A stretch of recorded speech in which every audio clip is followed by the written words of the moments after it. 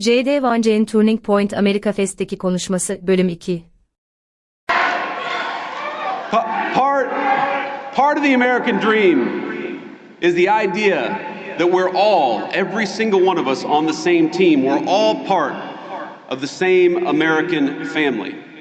If you want to destroy that, do what Democrats have done, not just for the last 5 years, but for the last 30 or 40. Make one race the enemy of another. Make one gender the enemy of the other. Make Americans suspect and despise each other instead of loving their shared country.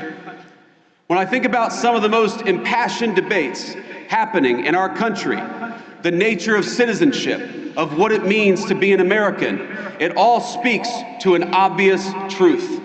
Americans are hungry for identity. We're hungry for belonging.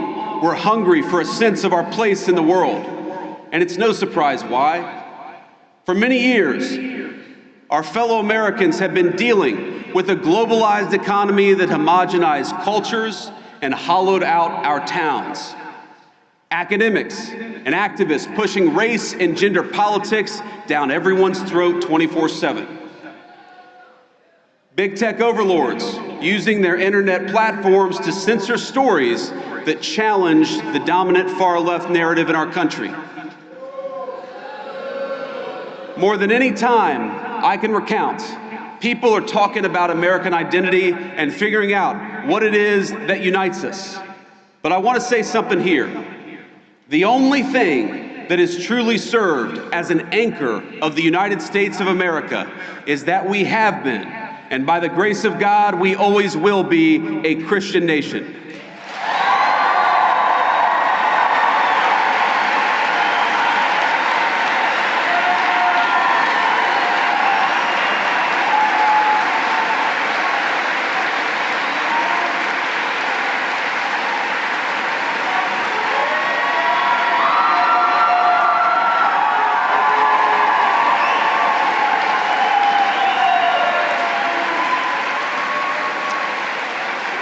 Now, I want to be explicit because, of course, the fake news media will twist everything that I say. I'm not saying... Do you feel about them the same way I do? I'm not saying you have to be a Christian to be an American. I'm saying something simpler and truer. Christianity is America's creed. The shared moral language from the Revolution to the Civil War and beyond. Across that history, our country's major debates have always centered on how we could best as a people please God. That creed, think about it. That creed motivated our understanding of natural law and rights, our sense of duty to one's neighbor, the conviction that the strong must protect the weak, and the belief in individual conscience. Even our famously American idea of religious liberty is a Christian concept.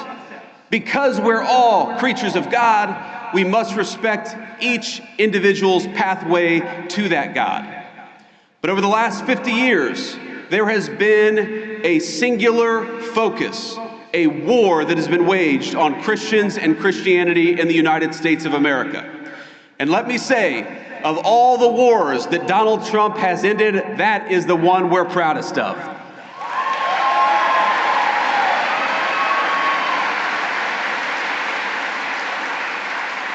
For decades, the left has labored to push Christianity out of national life. They've kicked it out of the schools, out of the workplace, out of the fundamental parts of the public square.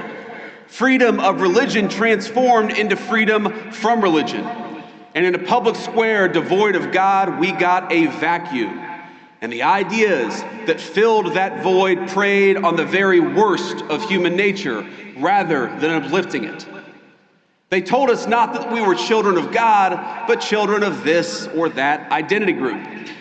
They replaced God's beautiful design for the family that men and women could rely on and turn to one another, with the idea that men could turn into women so long as they brought the right bunch of pills from Big Pharma. They had all the religious fervor of a zealous convert, without any of the grace or forgiveness of a true Christian. Scripture tells us, "By your fruits ye shall know them." And we might ask, what are the fruits of these people and their principles? And the answer is a man named Tyler Robinson who killed my friend.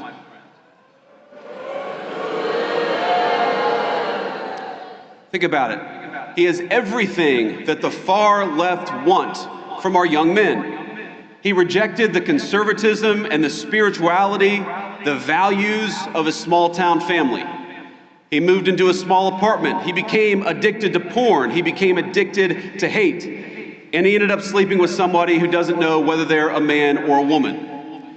That is the nightmare scenario, but that is the scenario that the left has actively advertised they want for American families. And the young men in the audience in particular. That is exactly why we have to fight them. Because the fruits of true Christianity are men like Charlie Kirk.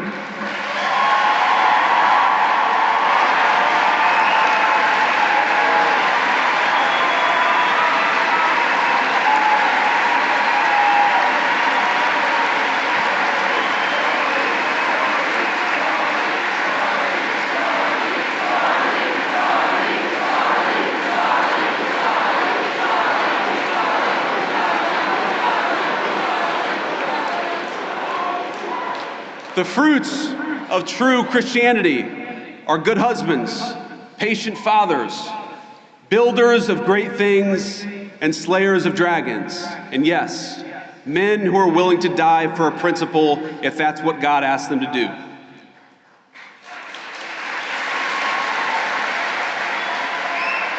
Because so many of us recognize that it is better to die a patriot than live a coward.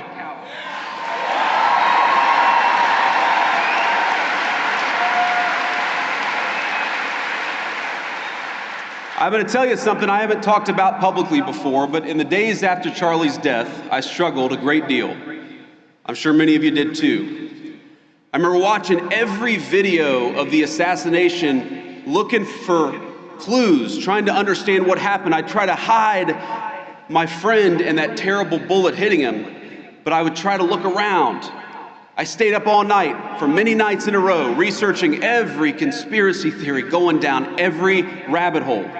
When my lovely wife, Usha, told me to come to bed, I told her I owed it to Charlie to try to uncover every stone, and so that's what I tried to do. I remember I was consumed by this fear that Charlie's death wouldn't just deprive a family of their husband or of a good father, but that it would deny our movement of a great unifier of people and a great doer of great deeds. It's the only time I can remember my wife ever telling me that she was really worried about me. She told me it many times. But what saved me was not lying to myself, but accepting the reality of the fight that we're in. Charlie's death was an immense loss, an irreplaceable loss. We got kicked in the teeth, my friends, and there's no sugarcoating it or pretending that it didn't happen. We need to accept that. And what saved me was realizing that the story of the Christian faith, like the story of these United States of America, is one of immense loss followed by even bigger victory. It's a story.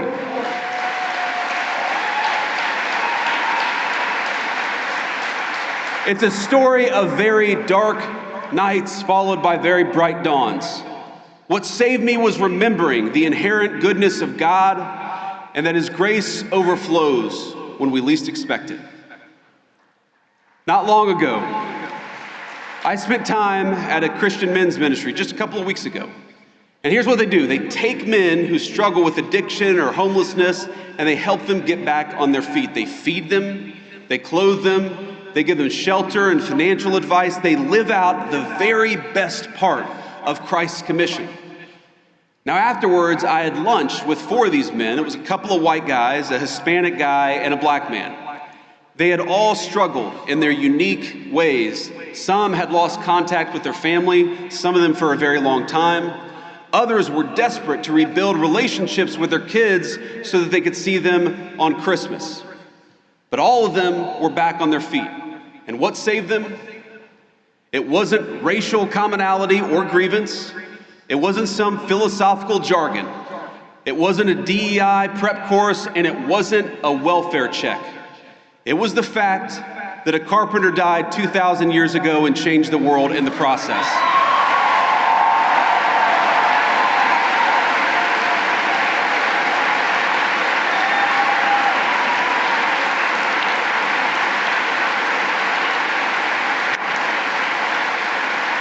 If you go to almost any food pantry in this country, you will find Christians feeding the poor.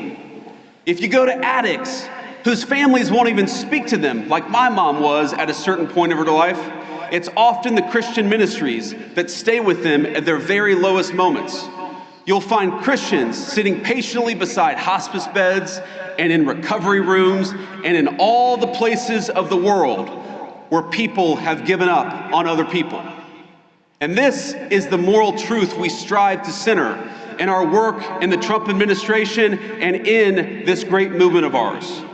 A true Christian politics, it cannot just be about the protection of the unborn or the promotion of the family, as important as those things absolutely are. It must be at the heart of our full understanding of government. Why do we penalize corporations that ship American jobs overseas? Because we believe in the inherent dignity of human work and every person who works a good job in this country. Why have we worked, without the help of Congress, to restrict H-1B visas, for example? Because we believe it is wrong for companies to bypass American labor just to go for cheaper options in the third world.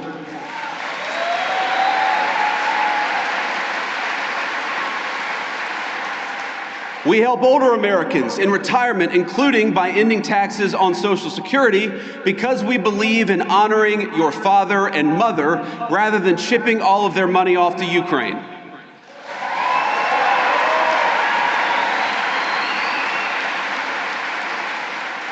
We believe in taking care of the poor, which is why we have Medicaid, so that the least among us can afford their prescriptions or to take their kids to see a doctor. And it's why we are outraged at the injustice of Tim Walz allowing Somalian immigrants to defraud that program to the tune of billions of dollars. It ought to go to Americans, because that's who it's there for.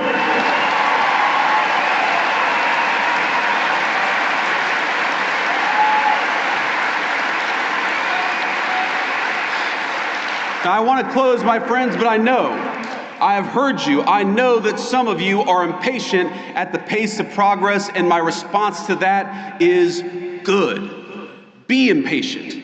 Use that desire for justice for your country as fuel to get involved in this movement in a bigger and better and more powerful way.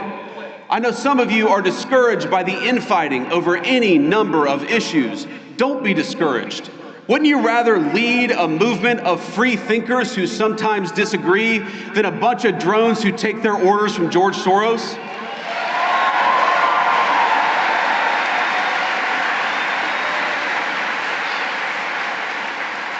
And I know many of you miss our dear friend Charlie Kirk. So do I. I miss his optimism. I miss his energy. I miss the phone calls where we'd strategize about how to get this or that GOP congressman to get off their ass and do something. But most of all, I miss Charlie's wisdom. I miss his reminder that politics is not a dress rehearsal or a game we are making decisions that will save our country. Bu web sitesi, İngilizce okuma ve dinleme becerilerinizi geliştirmenize yardımcı olabilir. Yapay zeka, cümleleri daha kısa ve anlaşılır ifadelere ayırır. Oynatma aracıyla hızı ayarlayabilir, duraklatabilir veya geri alabilirsiniz. Site, 20 dilde çeviri desteği sunarak öğrenmeyi kolaylaştırır. Tarayıcınıza enknest.com yazmanız yeterli, hemen deneyin.